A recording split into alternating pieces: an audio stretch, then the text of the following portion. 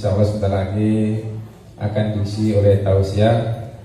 Dan untuk itu sekali lagi waktu dan tempat kami persilakan kepada yang terhormat Al Ustadz kita Bapak Haji Sarraji. Assalamualaikum warahmatullahi wabarakatuh. Daun salam buah nanas, yang jawab salam didoakan hutangnya lunas.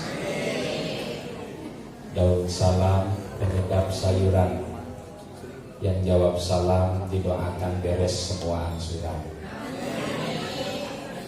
Saya ulang sekali lagi, Assalamualaikum warahmatullahi wabarakatuh.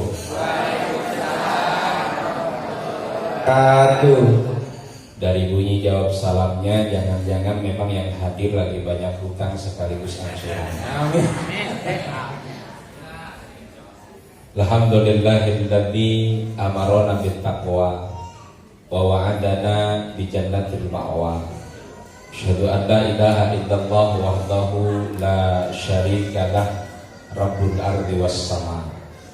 Wa asyhadu anna sayyidana Muhammadan abduhu wa rasuluhu habibuhul mustafa. Allahumma salli wa sallim wa barik ala nabiyyil huda sayyidina wa habibina wa maulana Muhammad imamil mursalin wal anbiya wa ala alihi wa sahbihi wa dzurriyyatihi wa kulli man ihtada. Amma ba'du, faqad qala ta'ala fi kitabihil karim wa huwa asdaqul qailin. A'udzu billahi minasy syaithanir rajim. Bismillahirrahmanirrahim.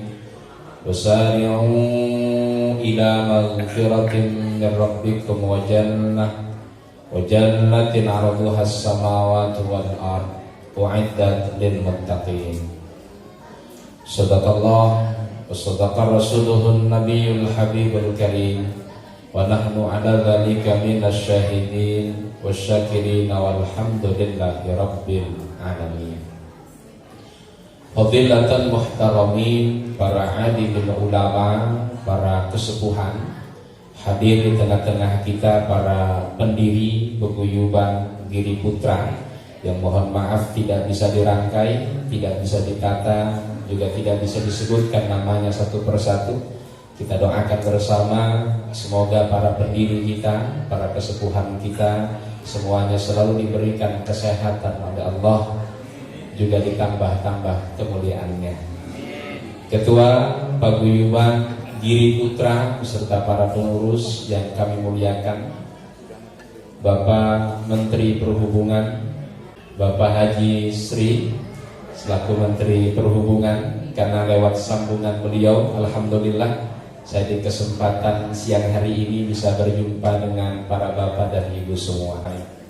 Baik Bapak Ibu hadirin wal hadirat rahimakumullah. Manusia di dalam Al-Quran itu disebut dengan berbagai macam istilah bahasa. Allah sebut kita manusia dalam Quran disebut dengan kata An-Nas. Ini paling banyak Allah sebut dalam Quran. Hampir kurang lebih 260 kali Allah sebut dengan sebutan kata An-Nas. Di antaranya ada surat An-Nas, Qul a'udzu birabbin nas, malikin nas, ilahin nas, min syarril waswasil khannas, alladzi yuwaswisu fi sudurin nas minal jinnati wan nas. Ini paling banyak disebut dalam Quran. Kalau kita lihat tadi redaksi dalam Quran itu memang istimewa. Apa istimewanya? Dari struktur kata saja sudah begitu luar biasa, belum dengan isi kandungannya. Makanya dalam bahasa kita, bahasa Indonesia, kalau kita buat sebuah pantun yang tidak nyambung antara awal dan akhir, gak cakep ini. Tapi kalau awal akhir nyambung kan cakep. Duhai senangnya pengantin baru, duduk bersanding, oh malu-malu, hati dan jantung berdebar-debar, rasa ingin segera masuk ke kamar. Ya, jadi yang pertama, manusia paling banyak disebut oleh Allah dalam Quran dengan sebutan kata An-Nas hampir 260 kali. Lalu Allah sebut kita manusia dalam Quran dengan sebutan kata Al-Insan Ini kurang lebih hampir 65 kali Allah sebut. Di antaranya ada dalam surat At-Tin, laqad khalaqnal insana fi ahsani taqwim. Lalu Allah sebut kita dalam Quran dengan sebutan kata bashar. Bashar ini menggambarkan kepada Rasul, disebut juga dengan kata bashar. Kenapa? Karena menggambarkan kepada kita bahwa Rasul pun sama sebagaimana kita umumnya manusia. Tapi Rasul basharun la kal bashar. Manusia tapi tidak seperti manusia biasa pada umumnya kayak kita. Rasul makan, kita juga makan. Rasul minum, kita juga minum. Rasul istirahat, kita juga istirahat. Cuma bedanya kita dengan Rasul itu sedikit. Kalau kita sedikit-sedikit makan, kalau Rasul makannya sedikit. Kalau kita sedikit-sedikit tidur, kalau Rasul tidurnya sedikit. Berarti yang membedakan kita dengan Rasul kata sedikit maksudnya itu. Jadi kata bashar Allah gambarkan kita juga dengan kata manusia. Apa gambarannya? Menggambarkan bahwa kita manusia itu kebutuhan yang disebutkan makhluk biologis. Tapi ada satu lagi Allah sebut dalam Quran kita dengan sebutan kata Bani Adam. Ya, Bani Adam yang dimaksud adalah kita manusia. Dari 4 kata bahasa manusia dalam Quran, paling banyak disebut oleh Allah adalah menggunakan kata An-Nas 260 kali. Apa maknanya? Menggambarkan kepada kita bahwa manusia itu makhluk sosial, makhluk yang pasti butuh dengan orang lain. Maka kalau kita hari ini tadi disampaikan oleh pendiri Paguyuban Giri Putra ini hampir sudah lebih 45 tahun berdiri. Sudah begitu lama. Dan memang inilah mestinya sejatinya kita bagian daripada manusia yang sesungguhnya bisa mempertahankan keluargaan secara utuh sampai seterusnya ila yaumil qiyamah. Kan bagaimanapun kita butuh dengan orang lain.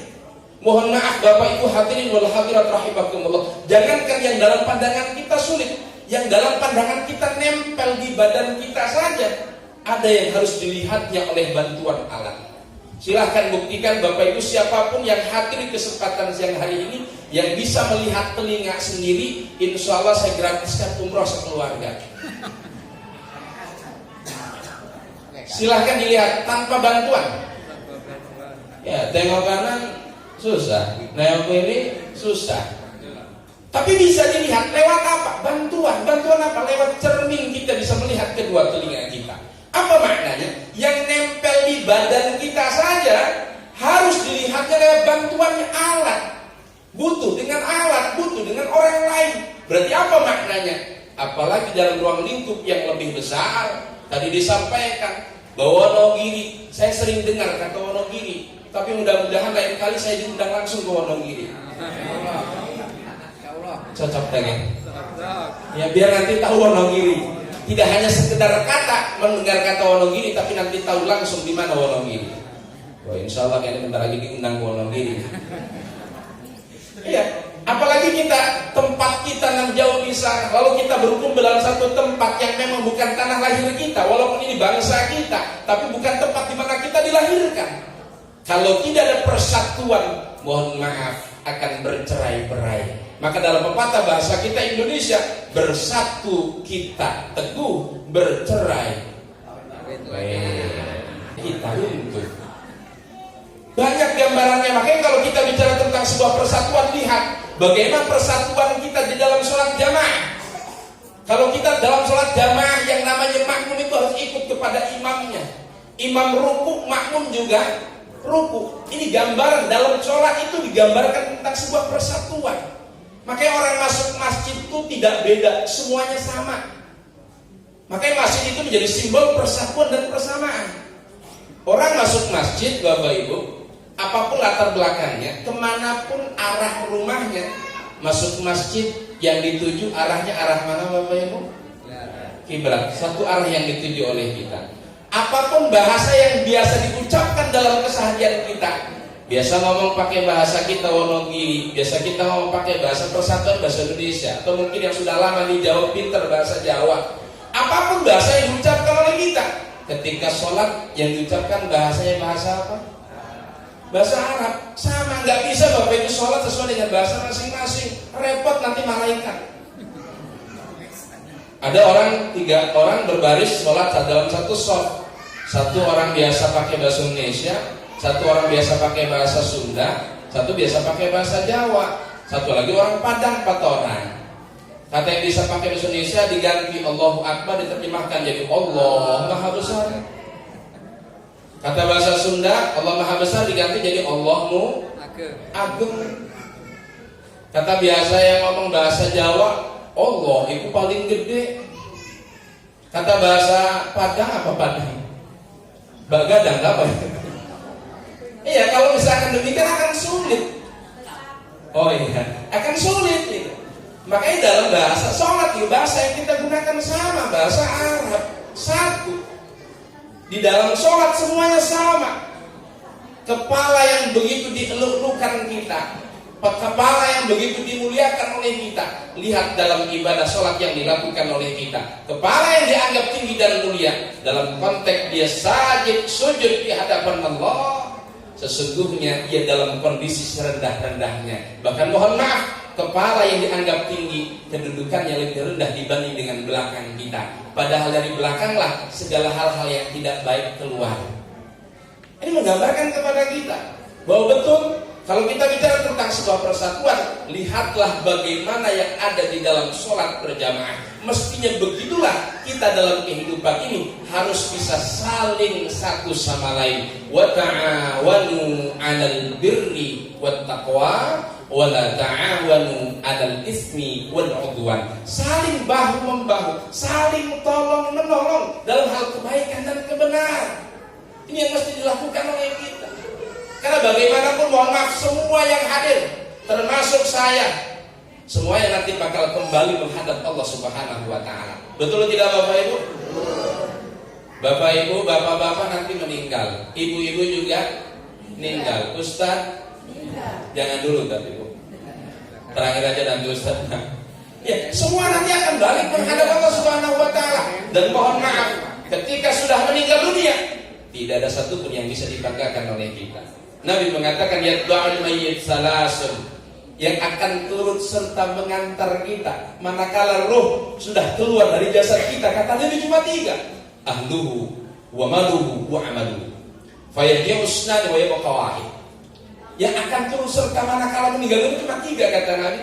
Ahluhu keluarganya, wa maluhu hartanya, wa amaluhu dan amalnya. Tapi Nabi melanjutkan fayadiyusnani, yang 2 ini bakal balik pulang. Yang 1 akan terus serta mengantar kita. Apa yang balik pulang? Ahluhu keluarganya. Manakala kita meninggal dunia, maka keluarga turut serta ngantar, tetangganya ikut serta ngantar, rekan kerjanya ikut serta ngantar. Kemana ngantarnya Bapak Ibu? Ke kuburan. Beres proses pemakaman, ada yang nemenin? Pulang semua. Keluarganya pulang, tetangganya pulang, rekan kerjanya, keluarga paguyuban enggak ya? Pulang semua. Termasuk suami dan istrinya, pasangannya pulang. Senangis-nangisnya di atas kuburan pulang enggak? Pulang. Walaupun nangis tetap pulang. Makanya Ibu, mohon maaf saya tanya, itu kalau bapaknya meninggal dunia nangis enggak Bu? Nangis. Bapak-bapak kalau ibunya istrinya meninggal nangis enggak? Enggak juga. Sama saja Bu. Bahkan ada ceritanya nih Pak Yusri. Ada seorang bapak-bapak ditinggal wafat oleh istrinya. Mungkin sayangnya, cintanya kepada pasangan, pada istrinya begitu luar biasa. Di hari wafat istrinya nangis sejadi-jadinya. Bahkan sampai proses pemakaman, yang lain sudah pada pulang, suaminya belakangan belum pulang, masih mendoakan istrinya. Tidak hanya berhenti di hari itu, besoknya tetap suami datang lagi ke kuburan istrinya, dibenerin lagi, dibersihin lagi kuburan istrinya, disiramin kuburan istrinya. Besoknya hari ketiga suami datang lagi ke kuburan istrinya, dibenerin lagi kuburannya, dibersihin lagi kuburannya, disiramin kuburan. Hampir berjalan kurang lebih 20 hari. Kebetulan di hari ke-10 mungkin ada yang biasa melihat, diajaklah mampir. Kata ngajak mampir, Pak, mampir dulu sebentar, saya pengen ngobrol. Lah ketika sudah mampir biasa kan dibuatin kopi, sudah ada kopi diminum, diajak ngobrol. Kata yang ngajak mampir begini nanyanya, Pak, saya perhatikan Bapak ini tiap waktu, tiap hari selalu datang ke makam istrinya. Kayaknya Kakang ini, Bapak ini sayangnya, cintanya sama istri, sama pasangan begitu luar biasa. Apa sih yang bikin Kakang gak bisa lupa sama pasangan, sama istri? Jawab nih suami ini, jawabannya begini. Jadi begini kan, istri saya itu kan sakitnya sudah lama, 2 bulan menjelang wafat, 2 hari menjelang wafat, sudah wasiat ke saya, Pak, maafin ya kesalahan saya, yang disengaja, yang tidak. Kalau saya biasa ngambil uang di saku Kakak nggak bilang-bilang. Kalau saya biasa COD lewat Shopee nggak bilang-bilang. Maafin ya kan. Kata suaminya, iya noh, iya mah, kesalahan mama sengaja tidak, Papa sudah ikhlas, Bapak sudah ikhlas. Kedua, pesannya begini, lebih sedih lagi, Pak, nitip anak di mana? Nitip anak saya, tolong titip didik anak supaya ngerti dengan agama, supaya nanti bisa mendoakan saya di alam kubur. Lah kata suaminya, iya mah, insya Allah anak saya, anak mama akan saya didik dengan pendidikan agama agar nanti bisa mendoakan mama di alam kubur. Yang ketiga, pesan istrinya begini, Pak, tolong ya, Bapak jangan nikah dulu sebelum tumbuh rumput di kuburan saya.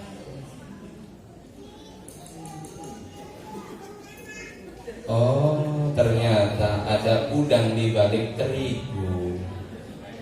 Tiap hari datang ke makam istrinya, dibenerin, dibersihin, disiramin kuburan istrinya. Ternyata supaya cepat tumbuh, biar cepat kawin lagi. Ada yang model begitu bapak-bapaknya? Nggak ada di sini, insya Allah ya. Artinya ini saya gambarkan, keluarga manakala meninggal dunia tetap pada akhirnya akan meninggalkan kita. Sesayang-sayangnya kita, sesedih-sedihnya kita, orang yang bersedih dengan meninggalnya kita kan terbagi-bagi. Ada orang yang hanya sekedar kasihannya karirnya lagi naik, meninggal dunia. Kasihannya masih muda, sudah meninggal dunia. Jadi hanya sebatas bahasa kasihan itu bagi orang-orang yang mungkin hanya sebatas kenal. Ada orang yang mungkin lengket, yang dikatakan sebagai soulmate, 1 hari, 2 hari, yang mungkin akan selalu bersedih dengan kepergiannya. Tapi pada akhirnya ketika hari berganti dengan hari, ia pun akan kembali bercengkrama dengan teman-temannya dan kembali diwarnai dengan canda tawa.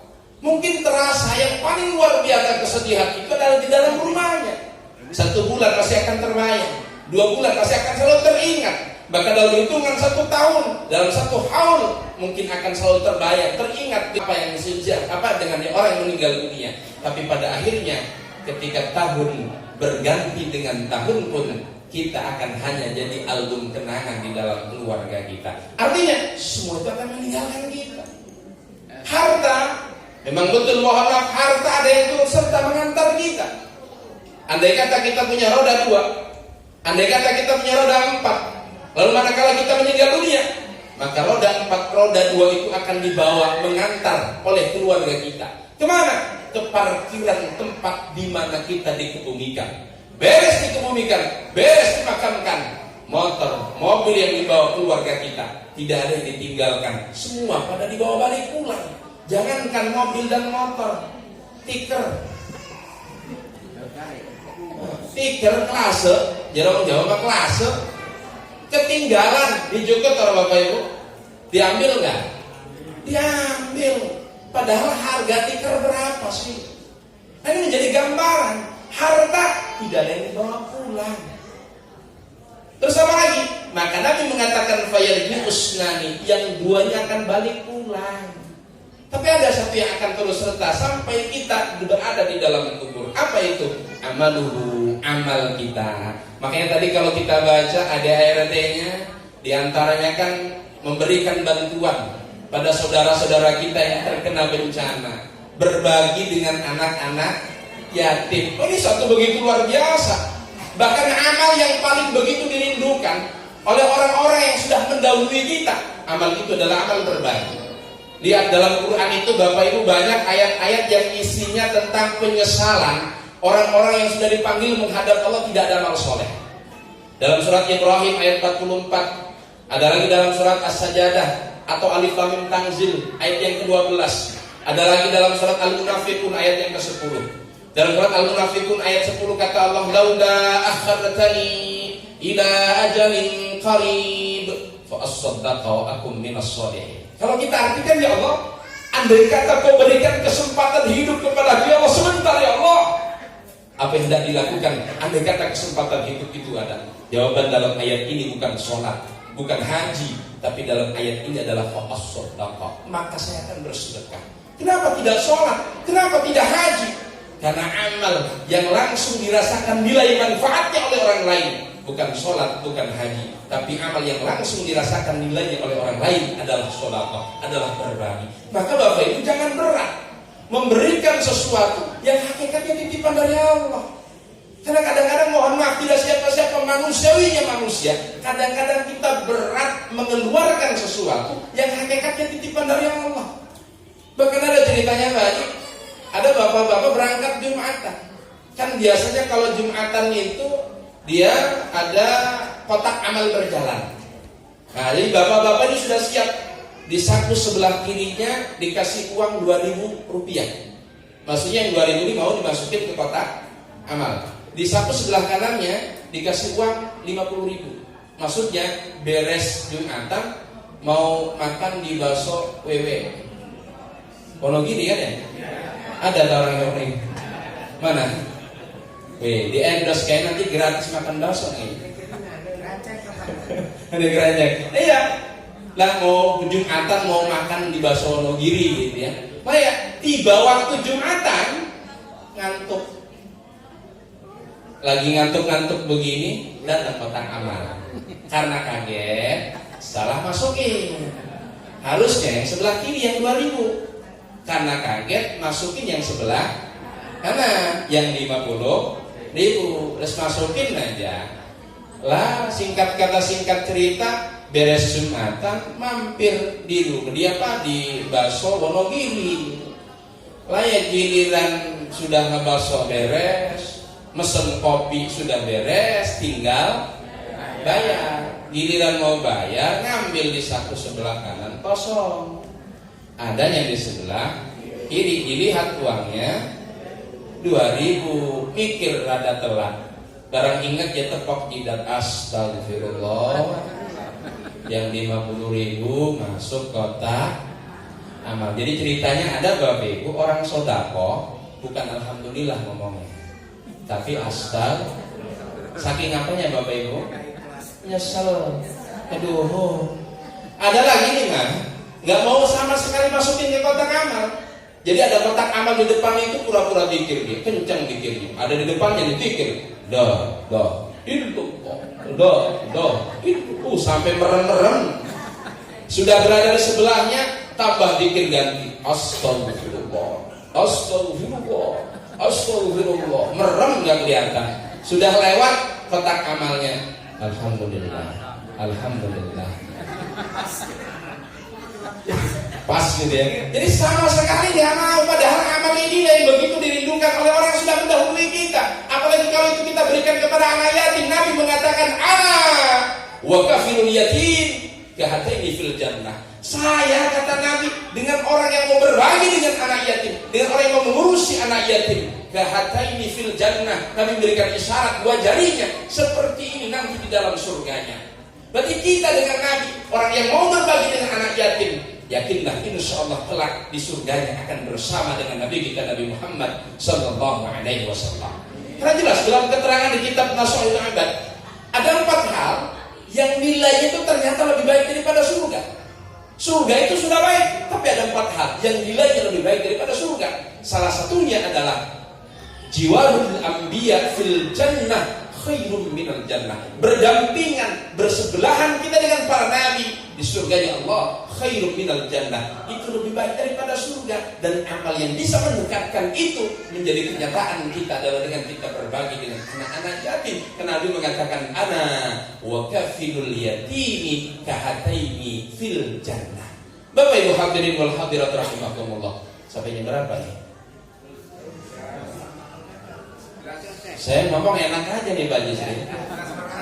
Nah, soalnya biasanya begini, burung pelatuk nemplok di kabel.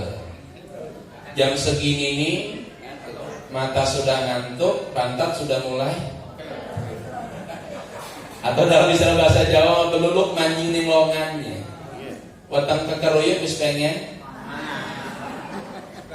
Jam 11, oh iya, 11 tapi masih suwe sebentar. Ya. Jadi Bapak Ibu hadirin wal hadirat rahimakumullah, maka manusia itu digambarkan Allah dalam Quran dengan berbagai macam istilah bahasa. Salah satu dengan kata anas, menggambarkan bahwa kita ini manusia yang butuh dengan orang lain. Maka butuh, kalau kita berada dalam satu wilayah, butuh persatuan satu sama lain agar kita bisa saling bahu, saling membantu satu sama lain. Karena bagaimanapun kita, tidak ada satupun manusia yang tidak butuh dengan orang lain. Setiap di antara kita pasti butuh dengan orang lain. Yang kedua, dalam Quran itu Allah sebut kita dengan sebutan kata al-insan.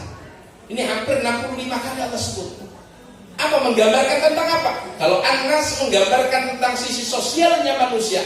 Kalau kata al-insan menggambarkan bahwa kita ini manusia ini makhluk yang unik, makhluk yang punya kelebihan dan makhluk yang punya kekurangan. Bahkan makhluk yang paling suka ngeluh. Siapa Bapak Ibu yang paling suka ngeluh? Manusia. Lagi musim hujan, apa ngomongnya kita? Hujan terus, kapan musim panas nih? Giliran sudah datang musim panas, kapan hujannya? Giliran lagi gak ada kerjaan, ngomong kapan saya dapat kerjaan? Giliran kebanyakan kerjaan, kecapean. Lagi gak punya duit, ngomong kapan saya punya duit? Giliran banyak duit, nggak ada yang ngeluh ya kalau banyak duit mah gitu ya. Nah iya nih, maka manusia itu makhluk yang paling unik, punya kelebihan, punya kekurangan. Apa di antara kelebihannya? Jelas dari sisi proses penciptaan pun kita makhluk yang terbaik. Kata Allah, laqad khalaqnal insana fi ahsani taqwim. Maka kita ini dari sisi penciptaan merupakan makhluk yang paling baik. Silahkan buktikan kita ini manusia pakai apapun pantas Bapak Ibu. Kita pakai peci, pantas nggak laki-laki? Pantas. Pakai kacamata, ganteng nggak Bu? Ganteng. Pakai sorban, ganteng nggak? Ganteng. Nggak pakai peci, ganteng nggak Bu? Kata istri saya mah katanya hampir mirip-mirip Aldebaran katanya. Ada yang bilang lagi mirip Aliando katanya. Ayo mohon maaf Ibu sedikit perkenalan ya. Tadi disebutkan nama saya Sultan Haji Irfanuddin, tapi sekarang saya sudah ada nama garis doyongnya. Nama garis doyong saya Ki Jabal. Jadi kalau biasa dipanggil di mana-mana sekarang Ki Jabal Pak Yusri. Apa Ki Jabal itu? Jabal itu secara bahasa Arab Jabalun artinya gunung. Karena asli saya memang orang gunung dari Waringin. Aslinya Waringin sebenarnya, tapi tinggalnya di Jerang. Tapi maksudnya singkatan sebenarnya. Jabal. Jabal itu J-nya jemblem, A-nya tuh anggun, B-nya tuh badan, L-nya lebar. Jadi jemblem, anggun, badan, lebar. Sesuai dengan pipi dan perut saya. Tapi jangan salah Ibu, kenen-kenen dia sing pengen, kenen-kenen dia agak sing pengen. Jadi merdukan emang gitu ya. Ya. Jadi manusia itu makhluk yang paling unik, punya kelebihan, punya kekurangan. Bahkan kita proses penciptaan paling baik. Ya, mohon maaf, apa paling baiknya? Ya kita dipakaikan apapun selalu pantas. Dan Allah berikan kelebihan kita akal untuk berpikir. Maka di antara yang menjadi intan permati Allah beri kepada kita, satu di antaranya adalah al-akal, akal yang Allah beri kepada kita. Ini satu kelebihan yang Allah berikan kepada kita manusia. Makanya banyak dalam Al-Quran, ayat Quran yang isinya tentang hal-hal yang berkaitan dengan akal kita. Afala ta'qilun, afala tatafakkarun. Jadi banyak ayat-ayat ayat yang isinya berkaitan agar kita menggunakan akal kita. Dan ini satu kelebihan yang Allah beri kepada kita manusia. Apa sisi kekurangannya? Mohon maaf ibu bapak, kita ini walaupun penciptaan terbaik, tapi kita diciptakan oleh Allah min sulalatin min tin, dari sari pati tanah. Ya silakan makan daging kerbau, kerbau makannya rumput, rumput tumbuh di tanah. Kita makan sayur mayur, sayur mayur tumbuh di tanah. Makanya kita ini berapa kali pun mandi kita, digosok badan yang keluar apa? Daki enda kumel gitu ya. Makanya kalau kita merasa kita punya kelebihan, jangan sampai kelebihan itu dijadikan sebagai satu kesombongan. Karena di setiap kelebihan kita ada kekurangan. Orang merasa lebih karena ilmunya, mohon maaf. Jangan sampai karena sebab ilmu sedikit yang ada dalam diri kita, kita sombong. Karena ingat di dunia di atas langit masih ada langit. Ada merasa sombong karena hartanya, mohon maaf. Harta tidak dibawa mati. Dan harta, mohon maaf, hari ini boleh kita bisa jadi kita berada di atas, tapi tiba masanya kita berada di bawah. Kalau merasa lebih karena tampilannya, ganteng dan cantiknya, mohon maaf, ganteng dan cantik juga ada kurangnya. Secantik-cantiknya kita tetap ada kekurangan. Ada orang merasa sombong, kayaknya nggak ada di paguyuban ini yang hidungnya paling mancung kecuali saya. Mohon maaf, semancung-mancungnya hidung kalau lagi pilek keluarnya apa? Ada orang yang merasa kayaknya di sini nih matanya yang paling lentik gak ada lagi kecuali saya. Mohon maaf ibu, selentik-lentiknya mata kalau bangun tidur keluarnya apa? Belek. Ada yang merasa lebih, di sini nih kayaknya nggak ada yang bibirnya merah merekah kecuali saya. Mohon maaf, semerah-merahnya bibir bangun tidur keluarnya apa? Iler gitu ya. Jadi di setiap kelebihan ada kekurangannya. Lebih karena ilmunya. Mohon maaf bu, jangankan kita yang mungkin diberikan kelebihan, kadang-kadang kelebihan itu hilang dengan sendirinya, termakan dengan usia. Jadi ketika sudah termakan dengan usia, jangankan mengingat-ingat sesuatu yang dulu menjadi keahliannya, kadang-kadang mengingat hari pun sudah lupa. Bahkan saya punya teman ini punya uyut. Kalau uyut kan di atas kakek ya, kakek, uyut, jangga, wareng, gudeg-gudeg, unyeng-unyeng, kerepek, balung gitu ya, sampai atas itu ya. Punya uyut nih ceritanya nih, kurang kisaran usia 80-90 tahun. Saya main ke rumahnya, waktu itu mainnya kurang lebih jam 8-9, berarti pagi hari. Ketika saya sampai, uyut ini keluar dari kamar mandi dalam kondisi basah, masuk ke kamar, keluar lagi bawa sejadah dan peci, berangkat ke masjid. Saya langsung husnudon. Uyut ini sudah sepuh tapi masih rajin sholat duha di masjid lagi sholatnya. Sepulangnya langsung saya salaman, saya tanya, Uyut ini hebat amat, sudah sepuh, sudah tua tapi masih rajin sholat duha di masjid. Jawab nih Uyut, yang sholat duha di masjid siapa? Lah terus tadi kakek Uyut berangkat ke masjid sholat apa? Sholat zuhur. Oh, berarti sudah. Mau saya tanya lagi, kata teman saya, nggak usah biarin, udah pikun. Artinya apa? Apa yang bisa dibanggakan kita? Jangankan mengingat-ingat yang dulu menjadi keahlian kita, mengingat waktu, mengingat hari pun sudah lupa, nggak diingat. Maka nggak ada yang bisa dibanggakan kita. Maka kata Imam Malik bin Dinar dalam satu keterangan di kitab Nasaihul Ibad, inna salasan minal khisalil marhumah bisalasin minal khisalil mahmudah. Kata beliau, cegahlah, lawan, andai kata muncul di dalam sanubari kita sifat-sifat penyakit hati, muncul dalam diri kita, lawan dengan sifat-sifat terpuji. Apa di antaranya? Al-kibra bit-tawadhu. Manakala muncul takabur dalam diri kita, lawan. Dengan apa lawannya? Dengan tawadhu. Dengan kita merasa bahwa kedudukan kita di hadapan Allah semuanya sama, tidak dibedakan. Tapi yang membedakan kita di hadapan Allah adalah inna akramakum indallahi atqakum. Yang paling mulia kita di antara Allah, di hadapan Allah adalah yang paling bertakwa di antara kita. Semua sama di hadapan Allah. Makanya ibu bapak, saya pernah orat-oretan syairan dalam bahasa Jawa. Begini, ngerti nggak bahasa Jawa ya? Ngerti ya? Jadi wong aja ilang bohong, apa maning duwe sifat som, sebab ganteng lan ayu, tetep bae bakal om. Lamun nafas wis ngos-ngosan, laka guna pangkat jabatan, harta sing nanah jadi warisan, awak manjing nih kuburan. Bener gak Bapak Ibu? Iya.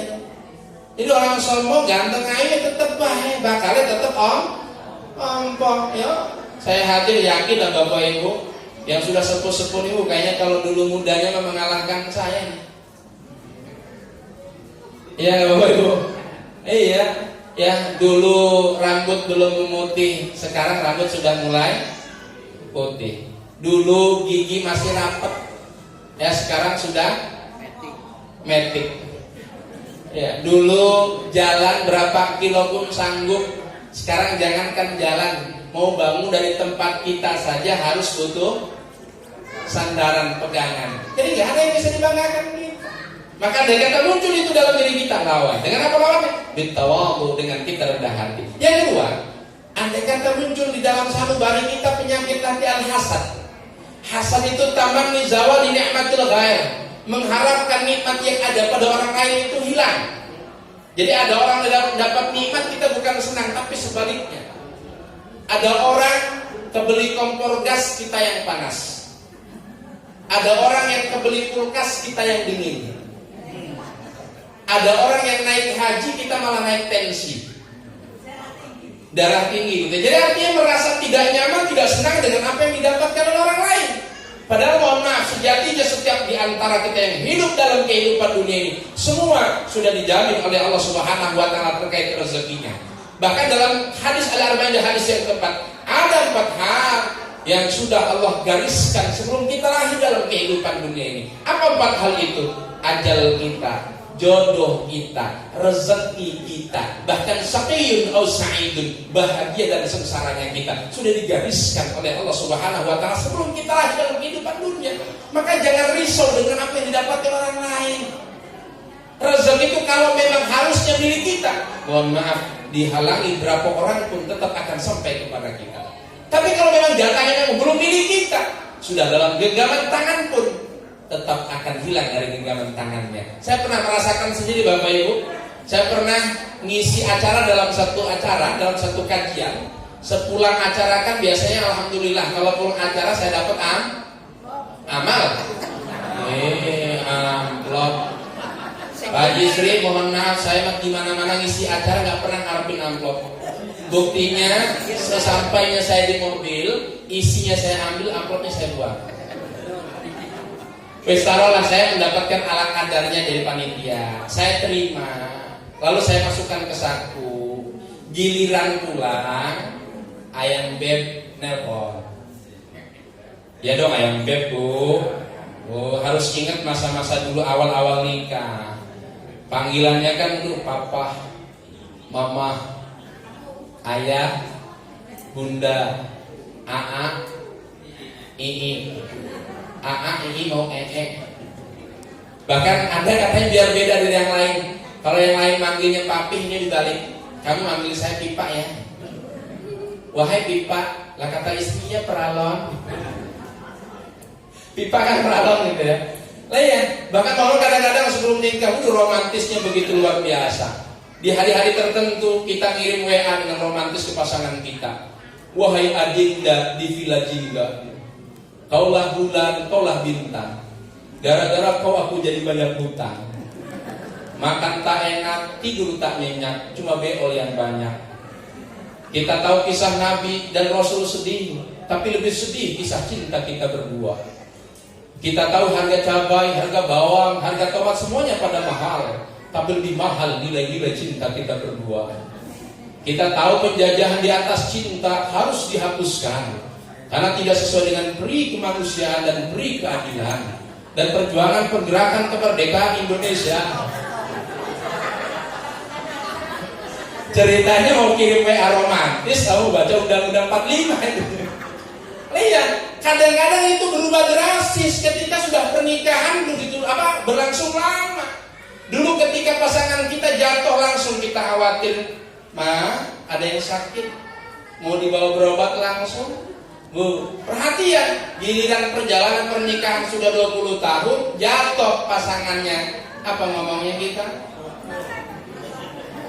Matamu kemana? Iya, makanya awas tuh, jangan hilang. Bahasa-bahasa romantis dengan pasangan itu harus dijaga seterusnya. Jangan hanya di awal-awal saja. Jadi cikisar tadi, saya sepulang kajian ditelepon sama pasangan saya, minta beli dan itu, saya merasa dapat sesuatu, mampirlah saya di Indo April, Indomaret maksudnya gitu ya. Ngambil sesuatu yang menjadi pesanan istri, tinggal bayar. Ngambil di saku nggak ada. Oh, takut saya di tas pengajian kali, saya lihat di tas nggak ada juga. Ujung-ujungnya saya ngomong, Mbak, nanti ya bayarnya saya kesini lagi. Yang saya gambarkan, ini harusnya sudah milik saya, sudah diberikan, sudah diterima oleh saya, bahkan sudah masukkan ke saku saya dalam perasaan saya. Tapi kalau kata Allah bukan milik kita, tetap padanya akan hilang dari genggaman tangan kita, walaupun sudah berada dalam saku kita. Maka rezeki itu mesti urusan Allah. Menjadi kaya itu bukan karena ikhtiar kita, karena usaha kita, tapi karena kehendak Allah. Kalau sebab menjadi kaya itu sebabnya karena jabatan kedudukan, maka mestinya presiden kita tercinta Bapak Insinyur Haji Jokowi mestinya menjadi orang yang paling kaya di negara kita. Tapi nyatanya beliau tidak masuk dalam rentetan orang terkaya di negara kita. Kalau sebab menjadi kaya itu karena sebabnya kerja keras, maka orang yang kerjanya keras, apa yang kerjanya keras itu? Pemecah batu itu kan keras banget tuh. Mestinya dia menjadi orang yang paling kaya, tapi nyatanya tidak. Kalau sebab menjadi kaya itu sebabnya karena kerja 24 jam non-stop, tidak ada berhentinya. Mestinya orang yang buka warung di pinggir jalan yang tidak pernah ada tutup, mestinya mereka menjadi orang yang paling kaya. Tapi nyatanya juga tidak. Kalau sebab menjadi orang kaya itu sebabnya karena gelar akademiknya berderet. Di depan ada profesor, ada doktor, ada KH, PhD. Di belakangnya ada gelar MSI, ada MBA, ada MM, ada MCK. Almarhum terakhir gitu ya. Kalau misalkan karena sebab gelarnya banyak lalu dia menjadi orang yang paling kaya, mestinya guru-guru kita yang ada di kampus-kampus kenamaan guru-guru besar, mestinya mereka menjadi orang yang paling kaya. Tapi nyatanya juga tidak. Maka menjadi kaya itu bukan karena kehendak kita, tapi kehendak Allah. Tapi dalam Islam ada orang yang paling kaya. Siapa yang paling kaya itu? Orang yang rajin sholat subuh. Kalau kau bisa, jangankan sholat subuhnya, sholat sunnahnya saja. Raka'atul fajri khairum minad dunya wa ma fiha. 2 rakaat sholat sunnah fajar qabliyah subuh lebih baik daripada dunia beserta isinya. Berarti andai kata kita sudah rajin sholat subuh, maka berarti kita menjadi orang yang paling kaya. Anggap saja dunia beserta isinya milik yang lain, kontrak, numpang di kita gitu ya. Jadi yang kedua, makanya kita tidak usah iri dengan apa yang didapatkan oleh orang lain. Semua ada jatahnya masing-masing. Maka andai kata muncul itu dalam pandangan kita, lawan. Dengan apa kita lawannya? Al-hasad dilawan dengan bin nasihat. Dengan sering kita mendengarkan nasihat, maka cocok tadi yang disampaikan pendiri. Mungkin ada kajian tentang mungkin di bulanan atau mungkin di 2 mingguan ada kajian. Ini bagian daripada hal-hal yang insya Allah akan menerangi hati kita. Yang terakhir, Bapak Ibu hadirin wal hadirat rahimakumullah, andai kata muncul di dalam diri kita sifat al-hirs. Apa hirs itu? Al-ijtihad, terlampau berlebihan, terlampau bersungguh-sungguh kita dalam kaitan mengejar dunia. Andai kata itu muncul sifat tamak, sifat rakus, maka lawan. Dengan apa kita lawannya? Bil qanaah, dengan sifat qanaah. Karena kalau kita bicara tentang mengejar dunia, memang ada batasnya Bapak Ibu. Dulu bilang, asal punya motor aja, nanti kalau sudah punya motor mah kemana-mana aksesnya bisa cepat. Giliran sudah lama punya motor, berubah nggak pikirannya Bapak Ibu? Berubah. Kalau punya motor kemana-mana kalau hujan susah. Lah, pengen punya mobil asal tidak kehujanan. Awalnya kan begitu. Giliran sudah punya mobil yang hanya supaya tidak kehujanan, lama-lama nggak ber-AC mobilnya gitu ya, AC-nya AC alami. Kalau lama-lama punya itu, kira-kira berubah lagi kepikirannya? Berubah. Yang awalnya katanya hanya tidak kehujanan, lah nanti pengen punya mobil yang nyaman. Sudah punya satu, pengen dua. Sudah punya dua, tiga, dan seterusnya. Tidak ada beresnya. Makanya jangan sampai karena kita terlalu asyik mengejar kehidupan dunia, lalai kita terhadap zat yang memberikan kita dunia. Jangan sampai kita tidak menikmati dunia. Gambarannya begini Bapak Ibu. Andai kata dalam satu gambaran gelas itu isinya gula atau madu atau susu, semut yang masuk ke dalamnya ngambil sedikit demi sedikit, maka semut itu akan merasakan manisnya madu, manisnya gula, manisnya susu. Tapi kalau sampai semut itu menenggelamkan diri di dalam susu, yang ada dia tidak merasakan manisnya susu, tapi dia tenggelam wafat di dalam genangan air susu. Apa berarti maknanya? Andai kata kita terlampau asyik mengejar kehidupan dunia, lupa kita kepada Allah yang memberikan kita dunia, belum merasakan bagaimana nikmatnya dunia, ternyata malah kita sudah dipanggil oleh Allah Subhanahu wa Ta'ala. Maka dalam konteks kita bicara tentang dunia, jangan lalaikan akhirat. Dunia ini sesuatu yang disiapkan Allah untuk kita. Silahkan kata Allah, wabtaghi fima ataqallahu darul akhirah. Silahkan kau cari apapun dalam kehidupan dunia ini. Silahkan kau miliki apapun yang ingin kau miliki dalam kehidupan dunia ini. Tapi jangan sampai karena sebab kita menghendaki sesuatu, menginginkan sesuatu untuk dimiliki oleh kita, lupa kita terhadap zat yang memberikan kita dunia. Maka kata Abu Bakar Siddiq, andai kata muncul sifat itu, hubbud dunya, lawannya dengan takwa, dengan ketakwaan kita kepada Allah Subhanahu wa Ta'ala. Karena dunia ini semua nanti kelak akan ditinggalkan oleh kita. Lawan sifat hirs dengan apa? Dengan qanaah, ridha bi qismatillah, ridha menerima dengan apa yang menjadi ketetapan Allah Subhanahu wa Ta'ala, bersyukur dengan apa yang sudah Allah beri kepada kita. Kalau kita bisa bersyukur, kata Allah, la in syakartum la azidannakum wa la in kafartum inna adabi lasyadid. Kata Allah, kalau kita bisa bersyukur, la azidanna. Dalam kaidah nahwu dan sharaf, azid itu fi'il mudhari ditambah dengan nun yang disebut dengan nun taukid. Taukid artinya penguatan. Berarti maksudnya siapapun di antara kita yang pandai bersyukur atas nikmat Allah, betul-betul nanti akan ditambah oleh Allah Subhanahu wa Ta'ala. Pada akhirnya, Bapak dan Ibu keluarga besar Paguyuban Giri Putra, pada akhirnya kita senantiasa berharap, memohon kepada Allah, kita ditinggalkan oleh bulan yang begitu luar biasa. Kita berharap semoga bulan depan, tahun depan, dan seterusnya kita bisa dipertemukan kembali dengan bulan Ramadan. Dan semoga jalinan silaturahmi keluarga besar Paguyuban Giri Putra tidak hanya di usia 45 tahun, tapi seterusnya ila yaumil qiyamah. Dan keluarga besarnya tidak hanya sekedar mungkin 100 kakak, tapi bertambah semakin banyak lagi ya. Mungkin itu saja Bapak Ibu yang bisa kita sampaikan. Terima kasih atas segala perhatiannya. Mohon maaf atas segala kehilafan dan kekurangannya. Segala yang benar jelas mutlak milik Allah. Kesalahan, kealpaan milik pribadi saya selaku manusia biasa.